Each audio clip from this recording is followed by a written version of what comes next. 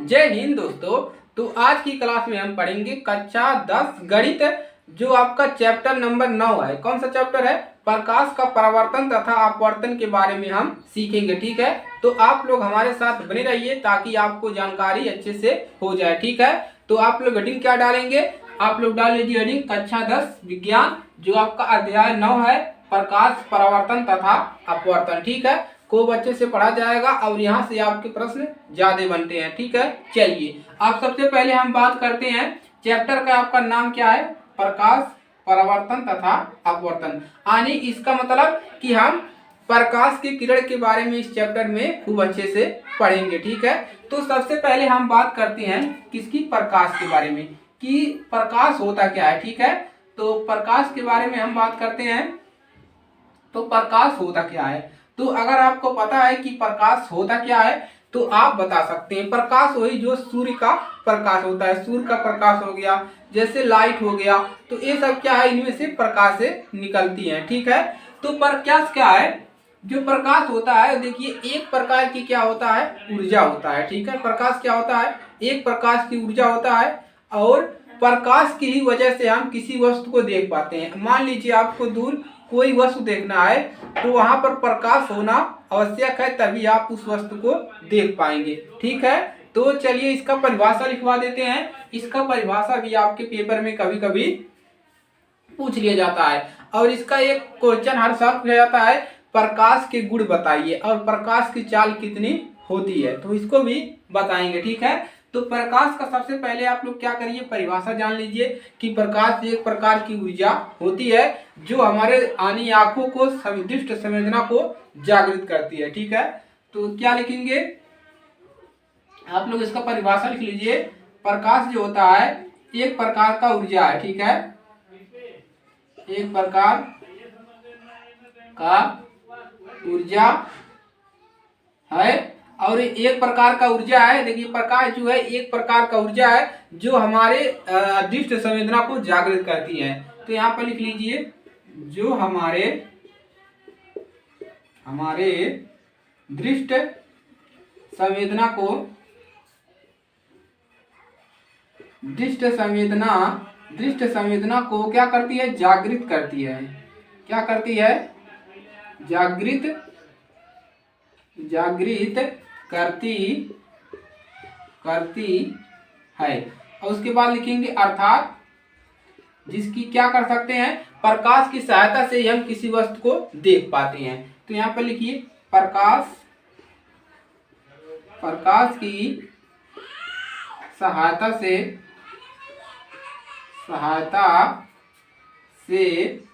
हम किसी वस्तु को क्या करते हैं? देख पाते हैं। तो क्लियर हो गया आपका? प्रकाश के बारे में समझ लिया। अभी इसका गुण बताएंगे कि इसकी चाल कितनी होती है, कमरे का माध्यम में सब बताया जाएगा। ठीक है, आप लोग बने रहिए। तो प्रकाश एक प्रकार की ऊर्जा होती है, प्रकाश में ऊर्जा निकलता है, और जो हमारे दृष्ट मतलब होता है, दृष्ट संवेदना मतलब देखने की क्षमता को क्या करती है? जागृत करती है, और प्रकाश की सहायता से हम किसी वस्तु को देख पाते हैं। क्लियर है? चलिए आगे बढ़ते हैं। अब बात करते हैं प्रकाश स्रोत क्या होता है। क्या होता है?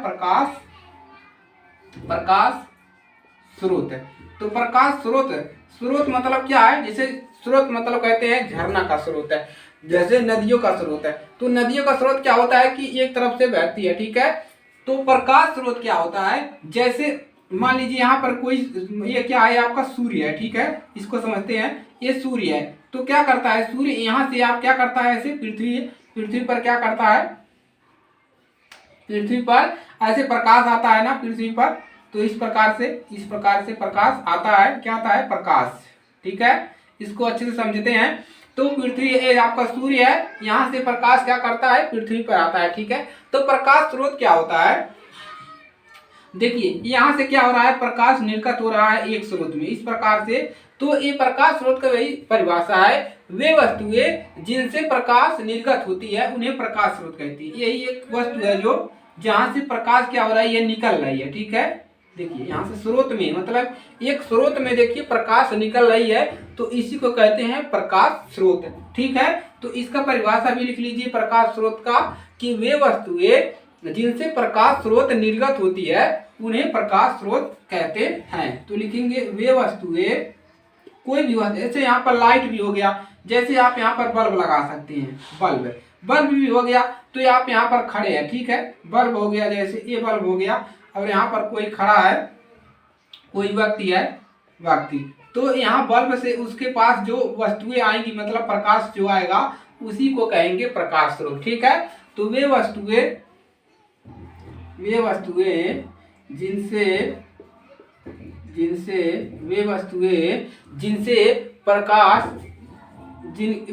जिनके प्रकाश स्रोत, जिनके लिख लीजिए, वे वस्तुएं जिनके प्रकाश निर्गत होते हैं, वे वस्तुएं जिनसे प्रकाश स्रोत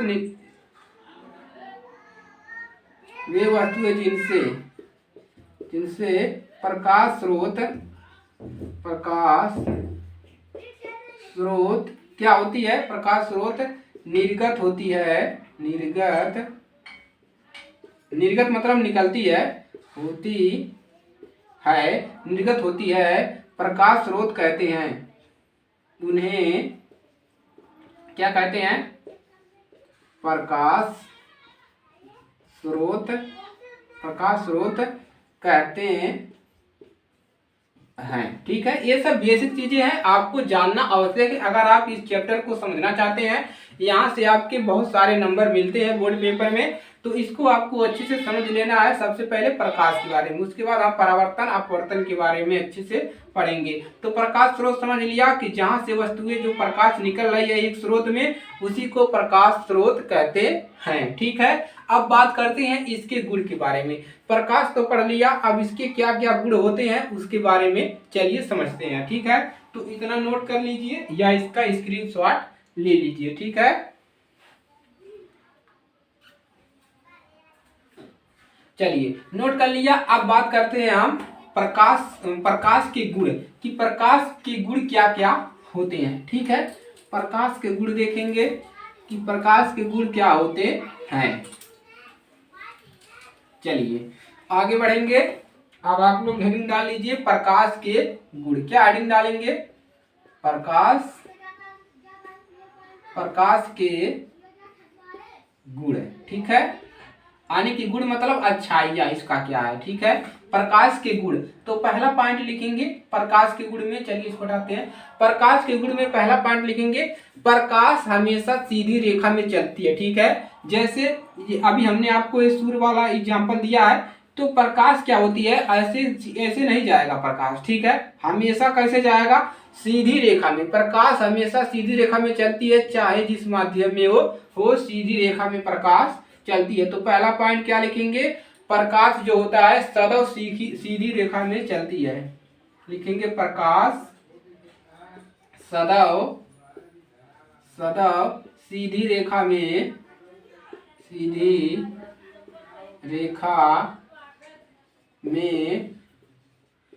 चलती है। ठीक है, सीधी रेखा में चलती है। अब ये चल रही है तो इसकी कुछ चाल भी होगी। जैसे किरण आ रहा है, प्रकाश का किरण आ रहा है, तो इसका चाल भी तो होगा कुछ है। कितने चाल से ये चल रही है, प्रकाश कितनी तेजी से आ रहा है पृथ्वी पे, या लाइट का प्रकाश जो होता है, प्रकाश की चाल लाइट का अलग होता है, पृथ्वी वाला जो होता है उसका अलग होता है। ठीक है, तो सूर्य का प्रकाश जो आ रहा है तो उसकी चाल कितनी होती है, प्रकाश की चाल। तो चलिए उसको समझते हैं। तो लिखिए प्रकाश, दूसरा नंबर लिखिए प्रकाश की चाल।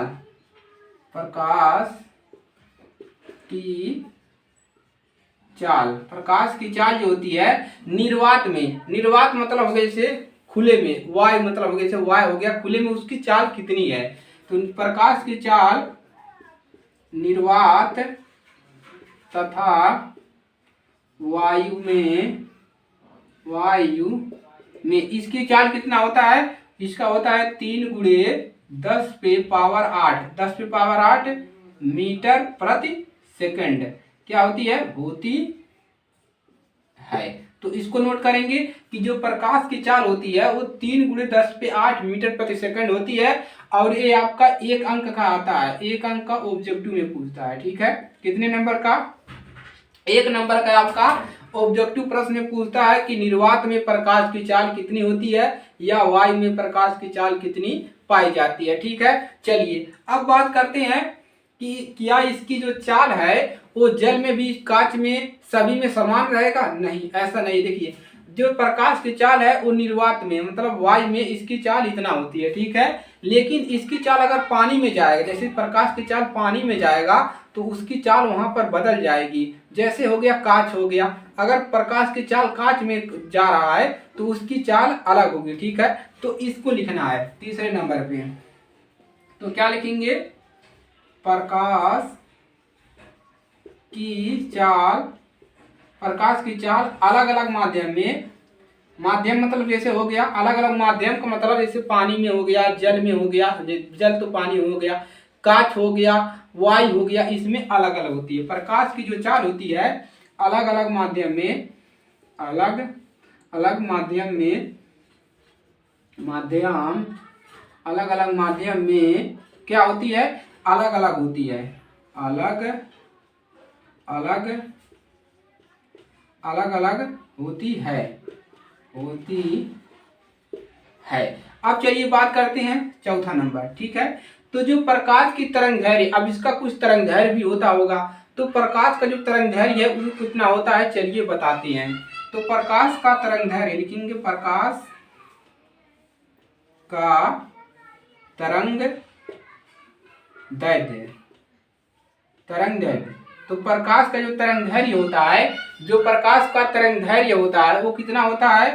वो 4000, देखिए 4000 एंगस्ट्रॉम। इसको क्या कहते हैं? ये बिंदी है ऊपर लगा हुआ है, इस प्रकार से इसको बोलते हैं एंगस्ट्रॉम। ठीक है, एंगस्ट्रॉम 4000 से 8000 एंगस्ट्रॉम। कितना? 8000 एंगस्ट्रॉम के बीच होती है तरंग दैर्घ्य। जो प्रकाश की तरंग दैर्घ्य होती है वो 4000 एंगस्ट्रॉम से 8000 एंगस्ट्रॉम होती है। और ये भी आपके 1 नंबर का क्वेश्चन बन जाता है, 1 नंबर की आपकी कक्षा 10 में पूछता है बोर्ड पेपर में। ठीक है, तो इतना तैयार करेंगे। अभी एक और है, उसको भी बताते हैं, 5वां नंबर। तो 5वां देखिए क्या है? प्रकाश। प्रकाश में देखिए दोहरी प्रकृति होती है। कैसी प्रकृति? प्रकाश में दोहरी प्रकृति होती है। दोहरी प्रकृति होने के कारण इसके विद्युत चुंबकीय तरंग, जो इसमें विद्युत चुंबकीय तरंग होते हैं वो प्रोटॉन और जो प्रोटॉन दोनों तरह का युग्म होते हैं। ठीक है, विद्युत चुंबकीय तरंग और प्रोटॉन, तो उसको चलिए हम नहीं बता रहे हैं, आप लोग लिख लीजिएगा।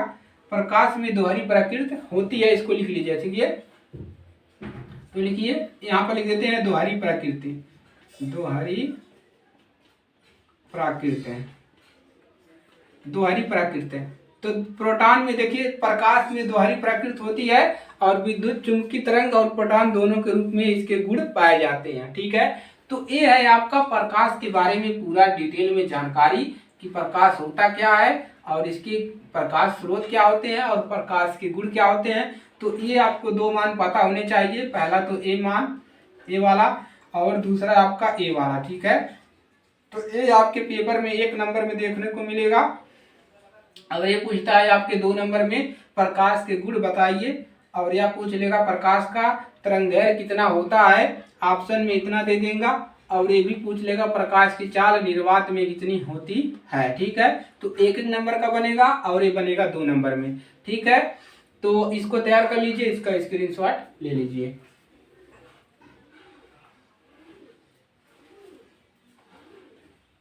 स्क्रीनशॉट ले लिया। चलिए, तो आज के लिए सिर्फ इतना ही। प्रकाश के बारे में हमने आपको अच्छे से पूरा बता दिया कि प्रकाश होता है क्या, इसके गुण क्या होते हैं, तो इसको तैयार कर लीजिएगा। इसके बाद हम आगे की क्लासेस करेंगे। परावर्तन के बारे में हम पढ़ेंगे, परावर्तन होता क्या है, अपवर्तन क्या होता है, इस प्रकार से आपकी क्लासेस चलेगी। ठीक है, तो अगर आप चैनल पर नए हैं तो चैनल को सब्सक्राइब कर लीजिएगा और अपने दोस्तों के पास शेयर कर दीजिएगा, और अपना पढ़ाई अब आप लोग स्टार्ट कर दीजिए क्योंकि समय अब ज़्यादा नहीं बचा है। ठीक है, चलिए इसी के साथ मिलेंगे अगली क्लास में, तब तक के लिए जय हिंद, जय भारत।